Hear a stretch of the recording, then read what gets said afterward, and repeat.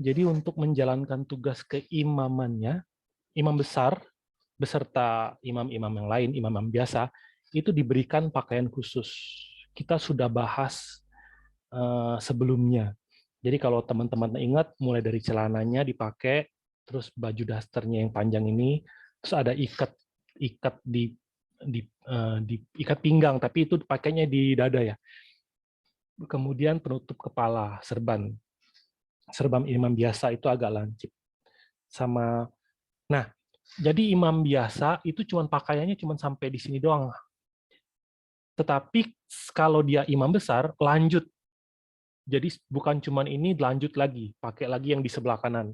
Mulai dari gaun yang panjang, gamis yang warna biru itu, ungu tua biru, lalu kemudian ada kayak celemeknya, kemudian ada kayak apa ya, lempengan di dada itu, terus topinya juga ganti, ada plakatnya, sama ada tali pinggangnya, sama ada penampilan utuhnya tuh yang gambar yang paling kanan. Nah hari ini terakhir itu kalau nggak salah kita sempat bahas sampai serban ya. Nah hari ini kita mau lanjut sih. Nah terakhir itu kita bahas topinya serban, dicatat di ayat Keluaran 28. Juga haruslah engkau membuat patam dari emas murni, dan pada patam itu kau diukirkan seperti meterai, kudus bagi Tuhan. Jadi patam emas ini kalau diterjemahin artinya kudus bagi Tuhan. Nah, artinya ketika seorang imam besar mengenakan serban ini, dia mengganti semua pikiran duniawinya. Jadi dengan memakai ada tulisan kudus bagi Tuhan, dahi itu kan lambang pikiran kan, membuang semua pikiran duniawinya dan memilih untuk memikirkan hal-hal yang dari Allah. Kalau dari mulai pikirannya kudus, menyatakan bahwa seluruh tubuhnya itu harus kudus seperti itu. Ini ya, kita terakhir bahas ini. Nah sekarang kita mau lanjut nih, lanjut ke gamis. Nih gamis ini warnanya biru. Kalau Alkitab Indonesia terjemahnya ungu tua, tapi kalau Alkitab Inggris sama bahasa aslinya itu biru. Keluaran ini dipakai setelah baju yang putih itu, kemudian karena warna biru itu warna langit ya, jadi warna biru itu menunjukkan wibawa atau kebesaran, kedahsyatan. Jadi kalau orang pakai baju ini, jubah ungu katanya, atau jubah biru, ini ya, ini menunjukkan kuasa, kebesaran. Jadi jabatan imam besar nih kalau pakai bajunya biru begini, keren. Nah, ada ciri-ciri khusus ketika Tuhan memberikan rincian waktu membuat gamis ini. Yang pertama ya, di ayat 32, lehernya haruslah di tengah-tengahnya, lehernya itu harus mempunyai pinggir sekelilingnya, buatan tukang tenun seperti leher baju jirah, haruslah lehernya itu, supaya jangan koyak. Supaya jangan koyak. Nah, jadi kayak pakaian-pakaian kita hari ini kan di bagian lehernya tuh diobras namanya ya, didobel supaya nggak koyak kan. Nah, pakaian imam besar juga dibikin seperti itu. Kemudian ciri khusus yang kedua itu di bagian bawah kakinya. Pada ujung gamis itu haruslah kau buat buah delima dari kain ungu tua, kain ungu muda, dan kain kirmizi. Pada sekeliling ujung gamis itu dan diantaranya berselang-seling giring-giring emas, sehingga satu giring-giring emas dan satu buah delima selalu berselang-seling pada ujung gamis itu. Giring-giring emas tuh kayak lonceng. Kalau teman-teman bisa lihat tuh kayak ada giring-giring emasnya sama ada buah delima. Ganti-gantian sebelah-sebelahan. Kalau dibaca di kitab Talmud, itu isinya ada 36, masing-masing 18 biji, sebelah-sebelahan. Jadi kalau jalan, itu berisik banget, kerincing, kerincing, kerincing gitu jalannya. Nah, alasannya kenapa dibuat bentuk ukirannya buah delima, karena buah delima itu kalau kita belah, dalamnya kan penuh dengan biji kan. Nah, di daerah dekat timur dekat kuno itu, buah delima itu simbol kemakmuran, sesuatu yang berlimpah. Nah, jadi menunjukkan bahwa ketika seseorang berjalan bersama dengan Tuhan, maka akan bisa menghasilkan, kehidupan bisa menghasilkan buah yang melimpah. Nah, jadi secara khusus Tuhan kasih gantungan buah delima. Jadi orang-orang lihat nih, wah ada pakaian buah delimanya. Nah, terus bahannya sama, ditenun dari atas, itu nggak ada sambungan ya, itu satu tenunan semuanya. Kemudian warnanya biru, kalau dari bahasa aslinya tuh benang warna biru. Kalau di sini dicatatnya ungu tua. Tapi kalau selalu ungu tua tuh di Alkitab ini, kalau di Alkitab Inggris itu biru. Kita lihat arti sejarah penebusan dengan menggunakan pakaian ini. Nah, dari antara bagian baju imam besar, salah satu yang bikin dia berbeda itu ini, giring-giring emas. Karena dari emas, terus sangat mencolok karena jalan, waktu jalan tuh bunyi. Jadi ketika orang lihat, mereka pemandangan emas, lonceng emas di bawah ini, itu memuaskan mata dan memuaskan telinga. Di zaman itu jadi orang Israel lihat apa? Wah, ini imam besar nih. Tapi secara khusus ketika mereka dengar suara bunyi ini, bunyi lonceng ini, mereka mendengarnya sebagai suara hidup. Jadi ketika imam jalan, oh ini suara hidup. Kenapa seperti itu? Karena begini. Nah, ini kan dulu kita pernah bahas nih, tata cara ibadah kan. Kita waktu itu pernah belajar ritual ibadahnya. Hebat ya kalau dipikir ya. Bikin ini tabernakelnya juga kayak gini. Diatur sedemikian rupa, lihat. Iya Bu, betul. Jadi kalau teman-teman ingat dulu waktu tata cara ibadah, imam besar kan masuk nih ke tempat, kalau teman-teman ingat ya, ini kan ada tenda di tengah tuh. Jadi ada pagarnya, ada tenda. Di dalam tenda itu namanya tempat kudus. Di dalam tempat kudus ada bagian yang paling belakang, itu namanya tempat maha kudus. Jadi imam itu dalam satu hari dia bisa masuk, lalu keluar di hari namanya Day of Atonement. Di hari tanggal 10 bulan 7 itu dia harus masuk dalam setahun sekali, 4 kali tapi. Kita pernah bahas ini, dia bagaimana urutannya dia masuk, keluar, masuk, keluar. Nah, ada waktunya imam itu masuk tanpa menggunakan pakaian kebesaran. Artinya tanpa pakaian yang punya lonceng ini. Tapi ada waktunya dia masuk menggunakan pakaian penuh dengan lonceng. Jadi ada waktunya imam masuk nggak bersuara, ada waktunya imam masuk bersuara. Nah, jadi kita belajar kan kemarin, tata cara ini sebenarnya ngomongin apa sih? Ngomongin bagaimana orang berdosa bisa masuk ketemu Tuhan kan. Nah, ketika imam itu lagi masuk, sedang membawa dosa, membawa pengampunan dosa, ingat ya, waktu itu dia bawa dosa dirinya dulu, kemudian bawa dosa umat kan. Nah, ketika imam datang ke tempat yang paling dalam untuk ketemu Tuhan, itu dia benar-benar nggak pakai pakaian yang mewah, hanya pakai pakaian yang putih itu. Nah, ketika dia masuk ke tempat kudus bertemu Allah, terus dia keluar lagi, itu kan nggak bunyi kan. Tapi ketika dia masuk ke berikut kalinya, ketika dia masuk nggak sampai ke tempat yang paling dalam, itu dia pakai pakaian lengkap yang bunyi. Jadi ketika dia lagi masuk, tuh bunyi tuh, tring, tring, tring, tring, tring. Nah, di dalam kemah pun bunyi. Jadi orang-orang yang di luar kemah itu nggak pernah tahu apa yang terjadi di dalam situ. Ketika Allah tidak berkenan kepada imam, apa yang terjadi? Imamnya mati. Maka suara giring-giring emasnya nggak kedengeran. Jadi dalam ritual ini benar-benar nggak boleh ada kesalahan. Nggak boleh ada kesalahan. Jadi ketika imam besar masuk, semua orang itu tegang. Ibaratnya hatinya tuh harus tegang. Kenapa? Karena imam ini membawa pengampunanku. Jadi kita nggak boleh tenang-tenang, wah tenang-tenang gitu masuk. Apalagi kemarin kita baru habis Paskah kan, kita diajarkan bagaimana menyambut Paskah. Jadi apakah kata pendeta Sinar, ketika kita tahu dalam seminggu ini Tuhan akan disalib, apakah kita bisa makan enak?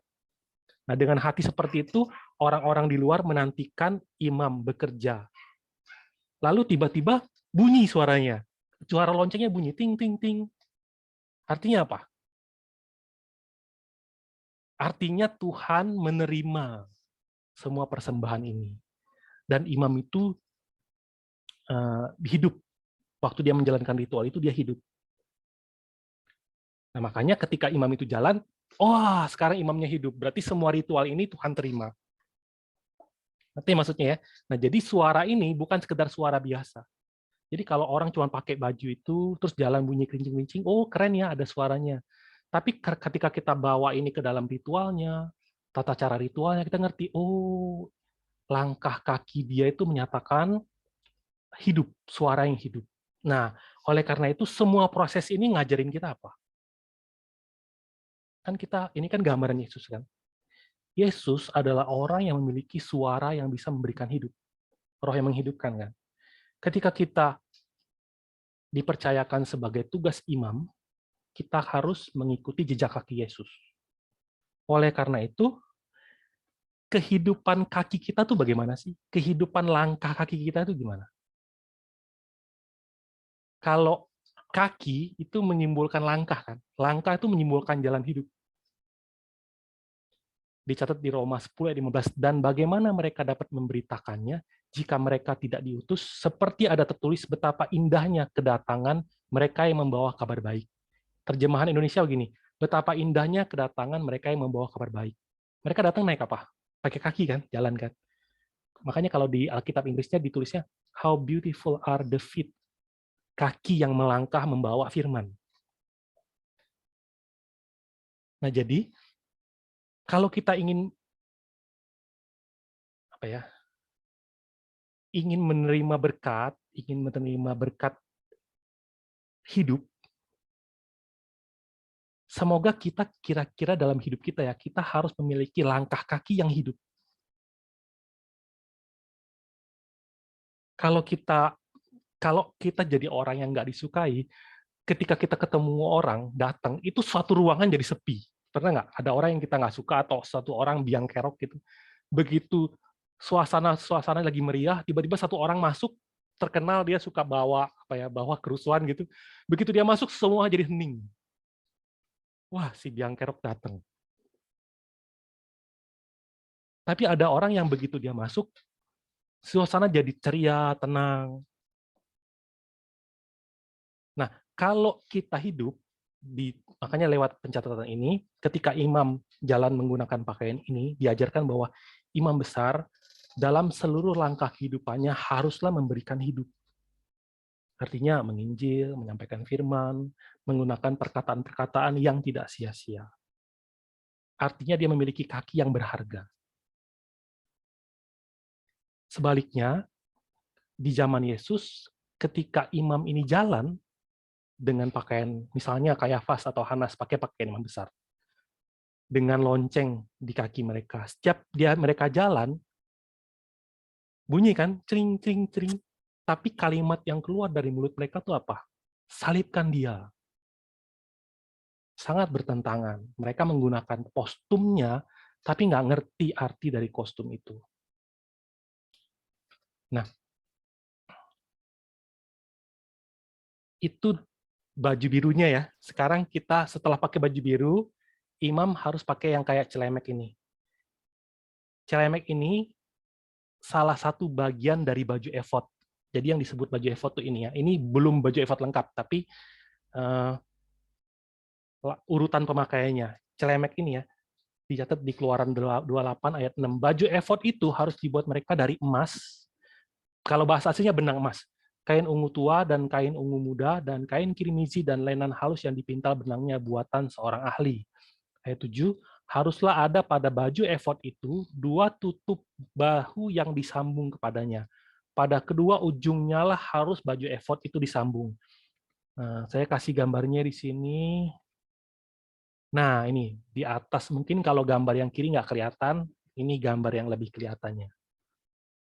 Yang gambar kanan itu yang diperbesar. Nah, kalau teman-teman sambil lihat ayatnya ya, Keluaran 28. Jadi celemek ini sebenarnya 2 bagian. Bagian depan sama bagian belakang itu nggak nyambung, terpisah. Tapi dua-duanya diikat diikat ke ini, tutup bahu ini. Celemeknya harus dipasang sampai menutupi dengkul. Ini ya. Nah, ungkapan harus disambung, sebentar, tadi mana ayatnya? Nih, harus baju efod itu disambung. Ketika dicatat harus disambung, bahasa Ibraninya tuh habar. Bentuknya tuh penekanan. Jadi bukan hanya tersambung, tapi buatlah itu menyatu dengan kuat. Nah, jadi kalau kita lihat ciri-ciri khususnya apa? Ada bagian depan, ada bagian belakang, terus ada penyambungnya di bahu. Nanti ada fungsinya lagi, tapi kita sampai di sini dulu ya. Nah, kemudian kalau kita lihat di tutup bahunya ini di Keluaran 28 ayat 9-12 ini ditulis rincian cara buatnya. Ayat 9 diletakkan 2 permata krisopas. Ayat 10 disuruh ukir sesuai dengan urutan kelahiran, nama-nama anak Israel, anak-anak Yakub. 6 sebelah kiri, 6 sebelah kanan. Jadi Ruben, Simeon, Lewi, Yehuda, Dan, Naftali itu di sebelah satu, terus satunya lagi Gad, Asyer, Isakar, Zebulon, Yusuf, Benyamin, sebelah-sebelahnya lagi ya. Jadi dari emas juga. Terus apa lagi ya? Nah ini, bentuknya seperti ini. Kalau kita lihat pelajaran terakhir kita lihat cara bikin benang emas itu gak gampang kan. Harus dipotong emas papan itu dipotong-potong jadi benang tipis, terus disambung-sambung. Jadi harus seorang yang ahli bikinnya, nggak gampang. Nah, apa artinya baju ini? Hanya ini belum lengkap ya, cuman ini dulu artinya apa? Nah, baju efod itu tuh lambang atau simbol dari pakaian imam besar. Jadi imam besar tanpa baju efod itu bukan imam besar. Nah, efod kalau di Alkitab ada 2 macam. Ada efod imam besar, ada efod imam biasa. Kalau efod imam biasa itu benangnya bukan dari benang emas dengan macam-macam warna, tapi baju efodnya baju polos. Tapi ketika disampaikan memakai efod, ketika Alkitab mencatat memakai efod, maka ditegaskan tugas seseorang sebagai imam. Contoh, waktu Daud lari, dikejar Saul mau dibunuh, Daud kan lari 10 tahun. Pertama dia lari ke Rama, kemudian dia lari ke Gebea. Ketiga dia lari ke Nob. Waktu dia ke Nob, Nob itu kota nabi. Ketika Daud udah lari dari Nob, si Doeg ngelapor ke Saul. Saul, waktu itu si Daud lari ke Nob. Jadi Saul pergi panggil imam. 70 imam. 85 orang. Mereka, Saul menganggap imam-imam ini telah bersekongkol dengan Daud. Makanya dia bunuh semua. Yang dipakai untuk bunuh siapa? Doeg. Dicatat di Alkitab 1 Samuel 22:18. Lalu berkatalah raja kepada Doeg, majulah engkau dan paranglah para imam itu. Maka majulah Doeg orang Edom itu lalu memarang para imam itu. Yang membunuh pada hari itu 85 orang yang memakai baju efod dari kain lenan. Jadi jabatan imam dibunuh semua. Berikutnya, Hosea catat begini, sebab lama orang Israel akan diam dengan tidak ada raja, tiada pemimpin, tiada korban, tiada tugu berhala, dan tiada efod. Artinya apa? Tidak ada orang yang bekerja sebagai imam. Jadi baju efod itu benar-benar baju yang melambangkan wibawa.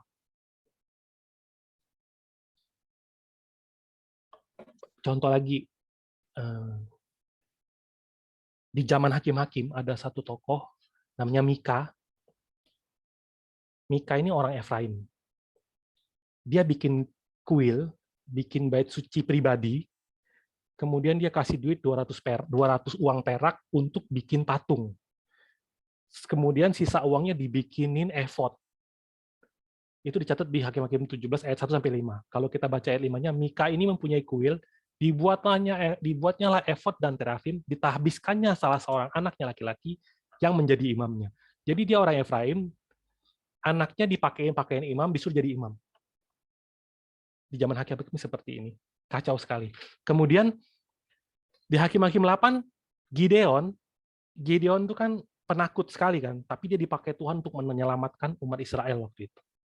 Waktu itu orang Israel bilang apa? Wah, kamu jadi ini aja ketua kami selama-lamanya. Terus Gideon bilang apa? Satu hal saja yang kuminta padamu. Anting-anting sama jarahan-jarahan yang dari emas kamu kasih saya.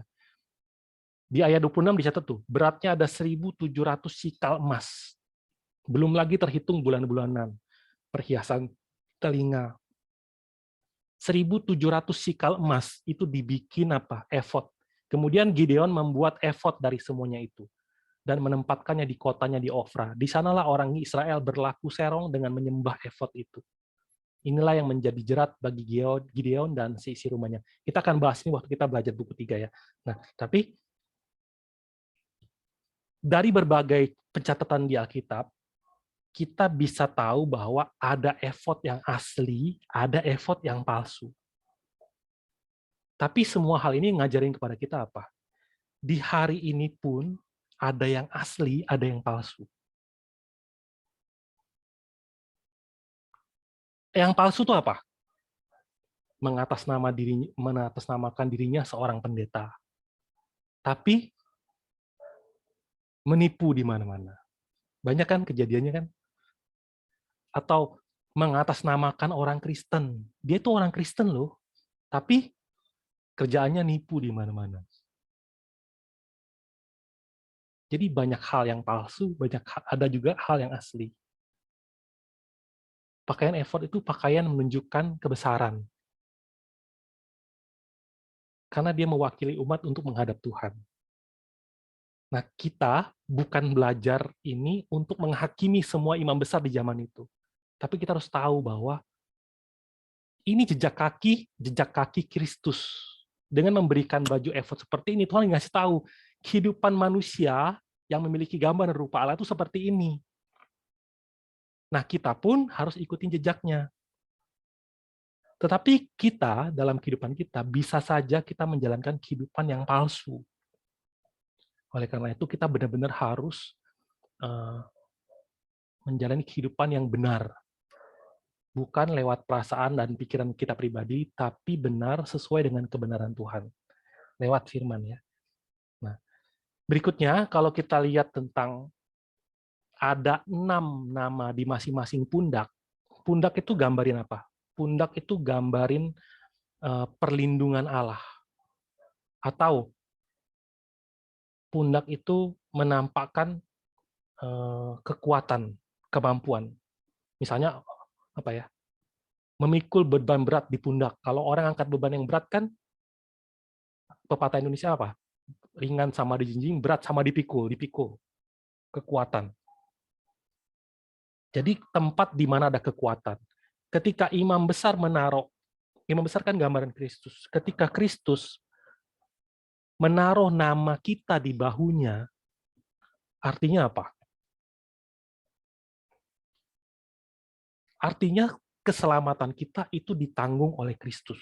Kristus yang jamin. Dan itu bukan jaminan yang ragu-ragu, tapi dipikul. Itu kan gambar Yesus memikul kayu salib kan? Dipikul. Kalau kita sadar bahwa kita dan hidup kita selalu berada di bahu Allah, maka harusnya kita penuh dengan sukacita. Saya ingat ketika saya ke gereja, pendeta senior lagi khotbah lewat video, saya dengerin, dia bilang, Allah mati untuk kamu. Apakah kamu bisa percaya? Kamu katakan amin, tetapi kenapa mukamu seperti itu? Mungkin waktu itu muka saya sangat tertekuk atau sangat busuk atau bagaimana, mungkin saya nggak tahu. Tapi kalimat itu benar-benar membuat saya tuh terkejut. Kenapa mukamu seperti itu? Kalau kita tahu bahwa nama kita ada di bahu Allah, banyak di bagian Alkitab dicatat contohnya. Tentang Benyamin ia berkata, kekasih Tuhan yang diam padanya dengan tentram. Tuhan melindungi dia setiap waktu dan diam di antara lereng-lereng gunungnya. Kalau bahasa Inggrisnya, berada di antara bahunya. Nanti akan saya ambil lagi beberapa ayat di Alkitab ya. Nah, jadi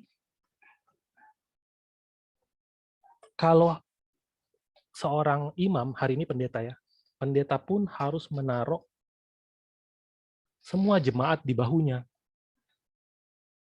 Kalau imam tidak mengerti tugas membawa jemaat di atas bahunya, itu imam yang palsu. Maka kita pun memiliki tanggung jawab yang sama untuk orang-orang yang ada di sekitar kita. Berikutnya, tali pinggangnya nih. Di ayat Imamat 8 ayat 7, sesudah itu dikenakannya kemeja kepadanya, diikatkannya ikat pinggang. Ini ya. Keluaran 28 ayat 27 sampai 28. Juga haruslah engkau membuat 2 gelang emas dan memasangnya pada kedua tutup bahu baju efod di sebelah bawah pada bagian depan, dekat ke tempat persambungannya di sebelah atas sabuk baju efod. Kalau dilihat di bahasa Inggrisnya tuh nih, intricately woven band. Sabuk efod yang ditenun dengan rumit. Di bahasa Indonesia nggak diterjemahkan. Jadi ada kalimat yang sabuk yang ditenun dengan rumit. Kemudian haruslah tutup dada itu dengan gelangnya diikatkan kepada gelang baju efod dengan memakai tali ungu tua, tali biru ya, sehingga tetap di atas sabuk baju efod dan tutup dada itu tidak dapat bergeser dari baju efod. Ini artinya apa sih? Artinya gini nih. Saya kasih lihat gambarnya dulu ya. Nanti gambar utuhnya ada di belakang. Kita akan lihat ciri-ciri khususnya dulu. Ciri-ciri khususnya, sabuk ini tuh mengelilingi pinggang secara utuh. Kata-kata dibuat dengan sangat rumit, itu mengingatkan kita bahwa proses membuat sabuk ini harus dibuat dengan sangat teliti. Dari ini tali pinggang yang kelihatan di luar. Tapi kita tahu kan di dalamnya ada tali pinggang lagi kan yang dipakai di dada. Jadi dia pakai 2 macam tali pinggang. Bahannya yang ini dibikin persis seperti baju efod. Jadi ada benang emasnya, ada kain ungu tua, kain ungu muda, kain kirmiji, dan semuanya tuh dipintal. Nah, kalau pakaian ikat pinggang imam biasa itu nggak pakai benang emas. Kalau imam besar pakai benang emas. Ikat pinggang kalau di kitab Daniel dicatat seperti ini. Kuangkat mukaku lalu kulihat tampak seorang yang berpakaian kain lenan dan berikat pinggang emas dari Ufas. Ini penglihatan Daniel. Kulihat tampak seorang yang berpakaian kain lenan. Berikat pinggang, bahasa aslinya itu hagar. Artinya mengencangkan ikat pinggang. Atau bisa artinya menyarungkan pedang. Atau bisa artinya siap-siap mau berangkat. Seseorang imam yang menggunakan tali pinggang seperti ini menggambarkan imam yang sedang menjalankan suatu pekerjaan dengan baik. Kenapa? Karena diikat dengan sangat kuat.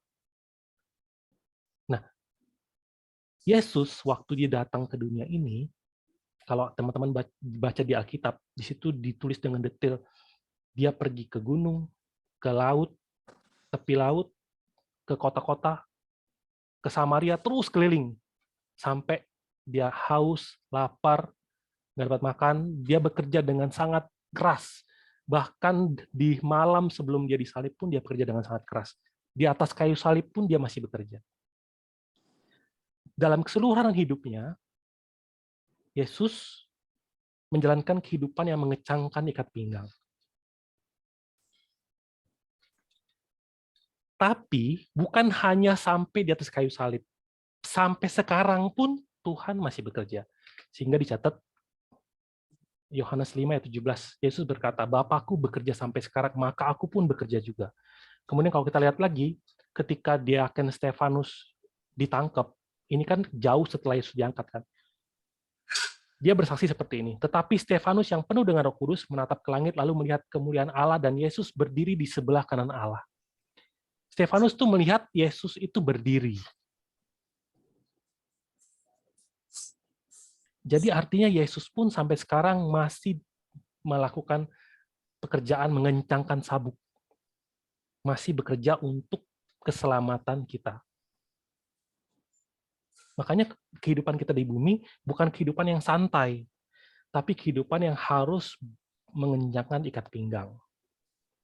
Dicatat di Kisah 23, sambil menatap anggota-anggota Mahkamah Agama, Paulus berkata, "Hai saudara-saudaraku, sampai kepada hari ini, aku tetap hidup dengan hati nurani yang murni di hadapan Allah." Ini adalah kehidupan yang memberikan usaha yang terbaik. Yang dia lawan apa? Hati nuraninya sendiri. Menuduh dan membela setiap perbuatan dan perkataan, bahkan pikirannya. Dan dia bisa ngomong apa? Dengan hati yang nurani, yang murni di hadapan Allah. Hal-hal seperti ini tidak bisa dinilai oleh orang lain. Karena itu hanya bisa dinilai oleh Allah. Oleh karena itu, kita harus sungguh-sungguh memohon agar kita semua diberikan antusias untuk tidak memalukan. Berikutnya, setelah paket, tutup dada ya. Nah, tutup dada, Keluaran 28. Demikianlah di atas jantungnya harus dibawa Harun nama para anak Israel pada tutup dada pernyataan keputusan itu, apabila ia masuk ke dalam tempat kudus supaya menjadi tanda peringatan tetap di hadapan Tuhan. Dan di dalam tutup dada pernyataan keputusan itu haruslah kau taruh Urim dan Tumim. Haruslah itu di atas jantung Harun apabila ia masuk menghadap Tuhan, dan Harun harus tetap membawa keputusan bagi orang Israel di atas jantungnya di hadapan Tuhan. Nah, ini mungkin bagian baju efod yang paling keren, karena ini ada 12 permata, diikat dengan emas. Ini kira-kira 22 cm kali 22 cm, setengah hasta. Nah, sebentar ya. Nah, ini gambar detailnya. Waktu itu di khotbah Pendeta Won pernah jelasin kenapa warna batunya ini, terus taruhnya di mana, posisinya semua ada ya. Nah, kalau teman-teman lihat, tali yang biru di bawah itu diikat ke gelang, diikat di gelang. Gelangnya itu ada di sabuk, di tali pinggangnya ada 2 gelang. Nah, jadi itu tali itu diikat di sini. Terus yang atas pakai rantai itu nanti disambungkan ke tutup pundak, tutup bahu. Jadi baru kita ngerti, oh jadi fungsi kaitan ini apa, terus fungsi gelangnya apa. Nah, kalau teman-teman lihat, ini kan cuma kelihatan bentuk luarnya kan, sebenarnya ini 2 lapis. Jadi ada lapisan dalam, ada lapisan luar. Jadi dia bentuknya kayak kantong. Jadi bukan cuma 1 lapis dan menempel ke badan, tapi 2 lapis. Nah, di dalam kantong itulah ditaruh Umim dan Tumim.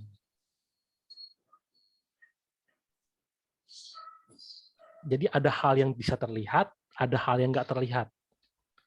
Tapi kata kunci dari pencatatan ini adalah di atas jantungnya. Ketika dia masuk, dia harus bawa ini di atas jantungnya, di atas hatinya, heart-nya ya, hati, jantung.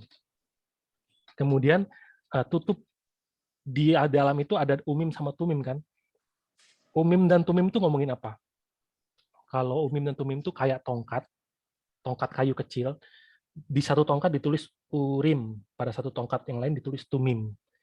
Jadi gampangnya itu cuma benar atau salah gitu. Jadi kalau misalnya Israel sedang mengalami suatu hal besar dan membutuhkan keputusan yang harus segera diambil, keputusan penting, setelah imam berdoa kepada Allah, terus dia ambil. Dia rogoh ke sakunya, ambil apa yang keluar? Urim apa Tumim? Kalau teman-teman mau lihat kisahnya, misalnya contoh ya, waktu Saul kalah perang, dia bingung. Jadi sebenarnya siapa yang bersalah? Aku sama anak-anakku, apa kalian yang salah? Jadi dia undi. Kalau Umim apa, kalau Turim apa? Nanti akhirnya ketahuan siapa yang salah. Oh, ternyata yang salah katanya Yonatan anaknya. Itu salah satu contoh. Terus Daud juga pernah. Jadi dia beberapa Alkitab bisa seperti itu. Nah, jadi lewat proses pengambilan Urim dan Tumim, umat Israel percaya lewat proses pengambilan ini itu adalah kehendak Allah. Jadi walaupun undi itu imam yang ambil, keputusannya keluar Urim atau Tumim itu Allah yang tentukan. Jadi ini bukan benda yang biasa. Ini benda yang apa ya? Menyatakan hidup atau mati. Contohnya tadi Yonatan. Kalau Urim saya yang salah, kalau Umim Yonatan yang salah. Siapa yang salah harus dihukum mati. Ternyata yang keluar siapa? Anaknya. Maka dia bilang Yonatan harus dihukum mati. Kalau rakyat waktu itu nggak protes, si Yonatan pasti mati. Jadi benda ini sangat penting. Benda sepenting ini ditaruh di mana? Di dada imam besar. Di bagian dalam dada imam besar. Jadi menunjukkan bahwa apa? Seluruh kuasa penghakiman bangsa Israel itu ada pada imam besar yang merupakan wakil dari Allah. Makanya disebut tutup dada pernyataan keputusan. Karena walaupun kelihatan keren penuh emas, itu dalamnya itu ada apa ya? Kehendak Allah. Itu 12 permata, berat kan? Makanya perlu rantai yang kuat, tali biru yang kuat, dan Tuhan merincikan dengan betul-betul terperinci. Cara mengikatnya, cara menyambungnya, supaya nggak lepas.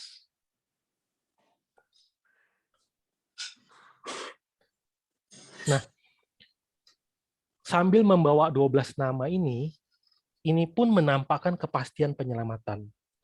12 suku Israel di zaman itu. Kalau zaman hari ini, karena ada di dada, itu artinya Allah lagi memeluk kita. Pelukan Allah.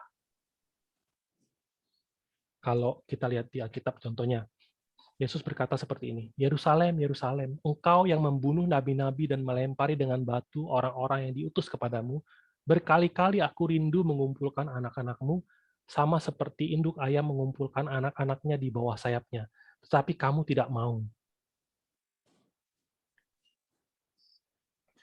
Jadi seperti induk ayam yang mengumpulkan anak-anak di bawah sayap, Allah senantiasa berusaha keras untuk memeluk dan menyelamatkan manusia. Tuhan datang sebagai manusia. Firman menjadi manusia kan. Terus dia mati di atas kayu salib untuk menebus semua dosa manusia. Semua dosa manusia. Bagi yang terima, mereka disebut apa? Orang percaya. Tapi bagi yang tidak terima, Korintus bilangnya apa? Di Korintus dicatat, tapi salib adalah kebodohan bagi orang yang nggak percaya. Jadi apakah Tuhan mati di atas kayu salib? Betul. Apakah secara fakta sejarah Tuhan Yesus mati di atas kayu salib? Betul. Tapi semua peristiwa itu yang terjadi secara luar, itu kemudian dicatat di Alkitab, yang dibacakan hari ini, 2000 tahun kemudian, menjadi sebuah firman Tuhan, dan ketika kita tidak melihat dan tidak mendengar peristiwa itu secara langsung, tapi kita baca, kemudian hati nurani kita tersentuh, kemudian kita menjadi percaya, kita percaya apa? Oh, Allah telah mati untuk menghapus dosaku. Tapi orang yang nggak percaya gimana? Ada kan orang yang nggak percaya? Nah, sama seperti itu, Allah hendak mengumpulkan. Berusaha keras. Tapi tidak semua orang mau terima. Nah, ditulisnya 12 anak Yakub, suku-suku Israel pada imam besar, benar-benar memastikan bahwa di akhir zaman akan ada imam besar yang menulis nama kita di dada. Maka, kalau nama kita nggak ditulis, kita nggak bisa masuk. Dicatat di Wahyu ya. Tetapi tidak akan masuk ke dalamnya sesuatu yang najis atau orang yang melakukan kekejian atau dusta. Tetapi hanya mereka yang namanya tertulis di dalam kitab kehidupan anak domba itu. Kalau nama kita terukir di dalam hati Kristus, dan terukir di telapak tangan Tuhan, misalnya contohnya di ayat ini ya, Lihat, aku telah melukiskan engkau di telapak tanganku. Tembok-tembokmu tetap di ruang mataku. Maka kita harusnya percaya bahwa hari ini pun Allah Bapa memeluk kita masing-masing dengan hati yang sangat hangat. Maka apapun yang terjadi dalam kehidupan kita hari ini bisa kita lawan dengan iman. Nah, selanjutnya kalau kita lihat warna dari batu itu berbeda, terus walaupun berbeda posisinya ada sendiri-sendiri, tapi ukurannya sama besar, ditempatkan di posisi-posisinya dengan jarak yang sama, itu menunjukkan bahwa setiap manusia memiliki posisi-posisinya masing-masing. Karakter diri kita beda-beda kan. Ada talenta-talenta yang masing-masing dari kita miliki. Tapi apapun itu harus menjadi satu dan memberikan kemuliaan bagi Allah Bapa. Nah, kesimpulannya, baju efod ini menempel erat sama tubuh imam kan. Diikat begitu kuat sampai menempel.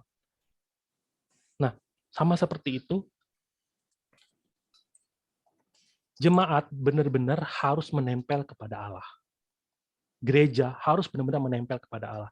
Ketika gereja tidak menempel kepada Allah, baju efod yang tidak dipakai, kayak di zaman Gideon tadi kan, dia bikin baju efod keren banget. Terus semua orang sembah baju efodnya. Tapi baju efod itu dipakai di imam besar. Imam besar itu siapa? Yesus kan? Yesus. Nah, semoga kita semua masing-masing bisa menjalani kehidupan yang memberikan kemuliaan bagi Allah.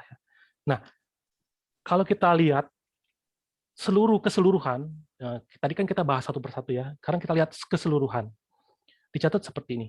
Sebab imam besar yang demikianlah yang kita perlukan, yaitu yang saleh, tanpa salah, tanpa noda, yang terpisah dari orang-orang berdosa, dan lebih tinggi daripada tingkatan-tingkatan sorga. Yesus Kristus adalah imam besar yang sejati.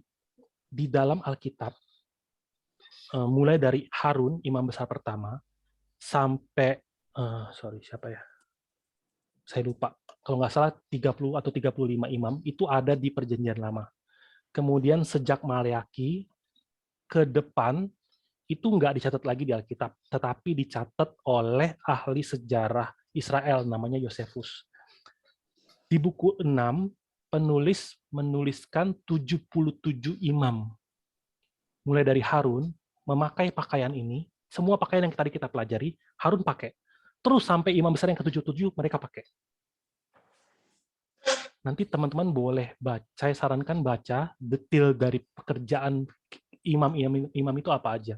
Bagaimana kehidupan mereka. Kenapa? Karena waktu imam besar ini diberi, tujuannya tuh untuk ngasih tahu tentang penghapusan dosa. Untuk ngasih tahu tentang Yesus. Yesus Kristus itu kekudusan itu sendiri. Makanya kalau memakai pakaian kekudusan, orang bisa ngerti tentang Yesus. Dicatat di 1 Petrus 2 ayat 21, sebab untuk itulah kamu dipanggil, karena Kristus pun telah menderita untuk kamu dan telah meninggalkan teladan bagimu, supaya kamu mengikuti jejaknya. Kalau nanti kita baca tentang cerita 77 imam besar itu, kita akan sadar bahwa apa? Imam-imam besar ini, kebanyakan dari mereka tuh benar-benar nggak mengerti hati Allah, dan nggak mengerti bahwa mereka itu harusnya mewahyukan tentang Yesus.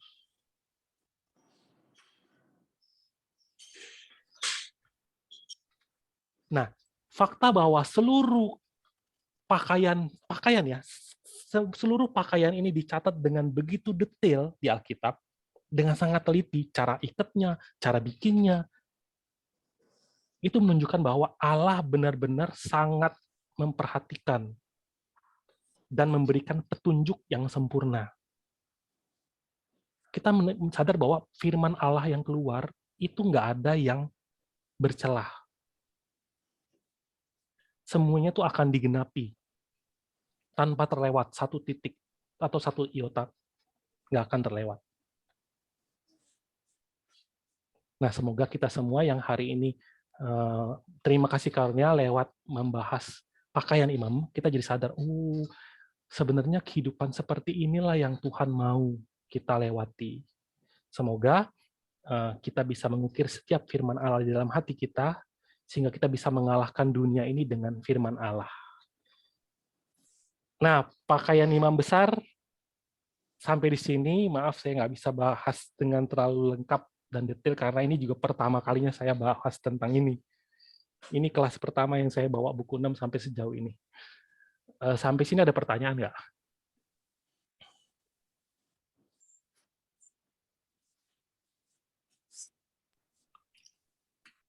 Gimana kalau di